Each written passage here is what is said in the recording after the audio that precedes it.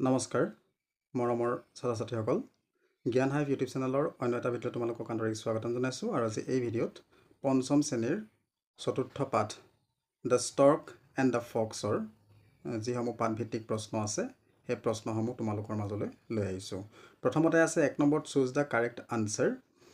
The fox invited the stork for a lunch, breakfast, dinner, tea. শিয়ালটোৱে বগলীটোক lunch, breakfast, dinner আৰু চাহ কোনটোৰ বাবে নিমন্ত্ৰণ কৰিছিল? ইয়াৰ শুদ্ধ উত্তৰটো হৈছে লাঞ্চ। বি নম্বৰত আছে the stork requested the fox to serve his food in a plate, cup, pot, bowl. বগলীটোৱে শিয়ালটোক তেওঁৰ আহাৰ কিহত দিবলৈ অনুৰোধ কৰিছিল? প্লেটত, কাপত, কোনো পাত্ৰত আৰু গামলাত। ইয়াৰ উত্তৰটো হৈছে পট, এটা কলহত। The stork serve the food in a pot, bowl, plate, টামলাৰ।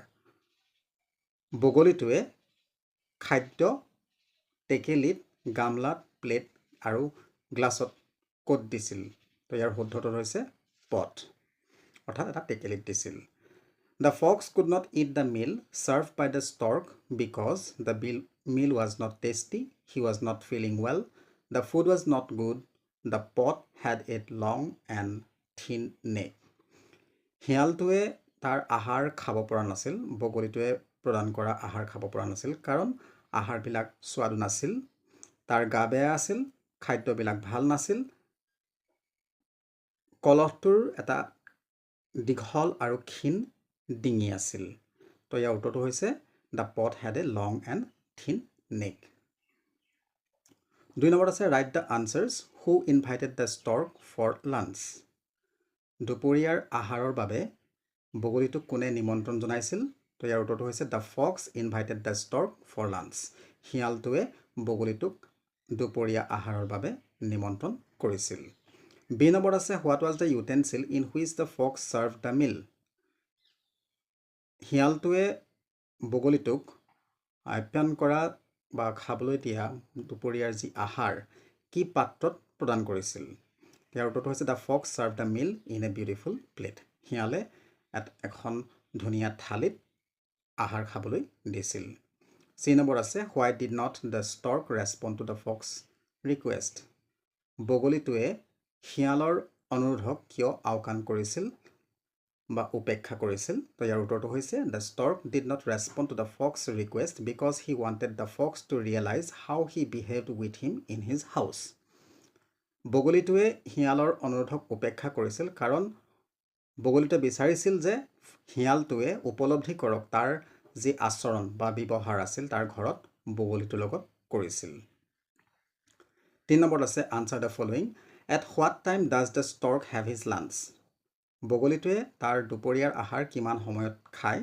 ইয়াৰ উত্তৰটো হৈছে the stork has his lunch at 1 PM। বগলীটোৱে তাৰ দুপৰীয়াৰ আহাৰ 1 বজাত খায়। বি নম্বৰত আছে what does the stork have at 8:30 in the morning. বগলীটোৱে ৰাতিপুৱা 8:30 বজাত কি খায়? The stork has breakfast at 8:30 AM। বগলীটোৱে ৰাতিপুৱা 8:30 বজাত তাৰ ব্ৰেকফাষ্ট অৰ্থাৎ সি জলপান খায়। এবাৰ আহিছোঁ 4 নম্বৰ প্ৰশ্নলৈ। Work in pairs, ask each other the following questions about your favourite dish. তোমালোকে জোৰ পাতি কাম কৰা আৰু ইজনে সিজনক সোধা যে তোমালোকৰ প্ৰিয় থালি কি অৰ্থাৎ খাদ্য কি। What is your favourite dish প্ৰশ্নটো আছে। তো তোমালোকে লিখিবলৈ মাই ফেভাৰেট ডিছ ইজ তোমালোকৰ যিটো হয় তোমালোকে সেইটো লিখিবা। যদি তোমালোকে ভাত খাই ভাল পোৱা, ভাত দালি খাই ভাল পোৱা, তেনে লিখিবা যে my favourite dish is rice and dal. B নম্বৰত আছে who cooks it for you. সেই থালি বা সেই খাদ্য তোমালোকৰ বাবে কোনে ৰান্ধে? যদি তোমালোকৰ মায়ে ৰান্ধে তেতিয়াহ'লে মা কথা লিখিবা, যদি দেউতাই ৰান্ধে দেউতা বুলি লিখিবা। My mother cooks it for me বা my father cooks it for me. C নম্বৰত আছে what ingredients are use to make it. তো এই খাদ্য তৈয়াৰ কৰিবলৈ বা প্ৰস্তুত কৰিবলৈ কি কি বস্তু লাগে? তো এই কথা তোমালোকে লিখিবা যে ইনগ্ৰেডিয়েণ্টছ আৰ, তাত যিখিনি বস্তু তোমালোকৰ ব্যৱহাৰ কৰা হয় বস্তুখিনিৰ নাম দিবা। ডি নম্বৰত আছে why do you like it. তোমালোকে সেই খাদ্যটো কিয় ভাল পোৱা I like it because it is তো ইয়াত তোমালোকে কাৰণটো লিখিবা যে কিয় ভাল পোৱা 5 নম্বৰত আছে work in pairs and make invitation and request using the clues in the brackets ইয়াত কিছুমান ক্লু দিয়া আছে এই ক্লুৰ সহায়ত তোমালোকে জোৰ পাতি এই বাক্যবিলাক সম্পূৰ্ণ কৰিব লাগে য'ত তোমালোকে ইনভিটেশ্যন অৰ্থাৎ নিমন্ত্ৰণী বা অনুৰোধ আছে ইয়াত আছে উইল ইউ ডেছ ইয়াত আছে গিভ পেন তো তোমালোকে এইটো অনুৰোধমূলক বাক্য হ'ব তো লিখিব পাৰা যে will you please give me a pen B নম্বৰত আছে would you does like some chocolate তো এইটো হ'ব would you like to have some chocolate C নম্বৰত আছে কেন ইউ ডেছ কাম মাই হোম কেন নহয় এইটো কুড আছে তো এইটো তোমালোকে লিখিবলৈ could you please come to my home